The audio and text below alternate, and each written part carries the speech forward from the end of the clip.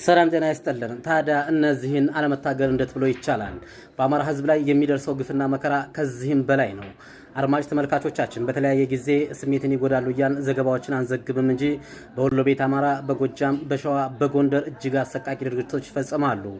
ወንዶች እያሉ ሴቶች ይደፈራሉ በባሎቻቸው ፊት። ህፃናቶች፣ ልጆች፣ እንደዚሁም እናቶች፣ አዋቂዎች ተደፍረዋል። ምን ይሄ ብቻ እጅግ አስነዋሪ ግብረ ሰዶም ተፈጽሟል። ይሄ ዛሬ ጎጃም ላይ ከተፈጠረው ታምር ውስጥ አንዱ በፋኖ ከተሸኙት ኮሎኔሎች መካከል በስልኩ ውስጥ የተለያዩ ፎቶዎች ተገኝተዋል። ይችን እህት ተመልከቷት። ያለ ፍላጎቷ ምን እያደረጋት እንደሆነ እንደዚሁም እየቀለደባት እንደሆነ ያሳያል። አድማጭ ተመልካቾቻችን በፎቶው ውስጥ እጅግ አሰቃቂ ነገሮችም ተገኝተዋል። በስልኩ ውስጥ ያገዛዙ ኮሎኔሎችን በሏቸው ማንኛውም ሰራዊት በአማራ ህዝብ ላይ አሰቃቂ ነገሮችን ሲፈጽሙ ለምንም ነገር አይራሩም፣ ለምንም አይፈሩም። እነዚህን ለመታገል የአማራ ወጣት ቆርጦ አይነሳም ትላላችሁ።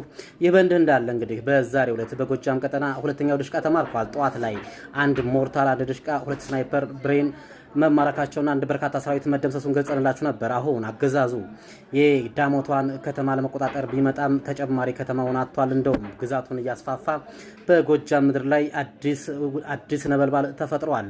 በሸዋ ቀጠናም እንደዚሁ በምንጃር ቀጠና አገዛዙ ተመቷል። በድሽቃ ያገዛዙ ዙ 23 ተመቶበታል።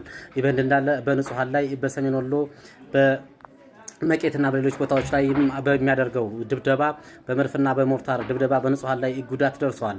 አድማጭ ተመልካቾች ዝርዝር መረጃዎችን በተለያዩ የሚዲያ አማራጮች እንደዚሁም በቴሌግራም ሊንክ ላይ ታገኟቸዋላችሁ። በዚህ በፌስቡክ እንደዚሁም በቲክቶክ የማይወጡ ፎቶዎችን ቴሌግራም ላይ ለቅቄያቸዋለሁ። ዛሬ ያገዛዙ አስከሬን ምን ያህል እንደተከመረ እንደዚሁም ደግሞ አስነዋሪ ፎቶዎችን ቴሌግራም ላይ ታገኟቸዋላችሁ። መልካም አዳር።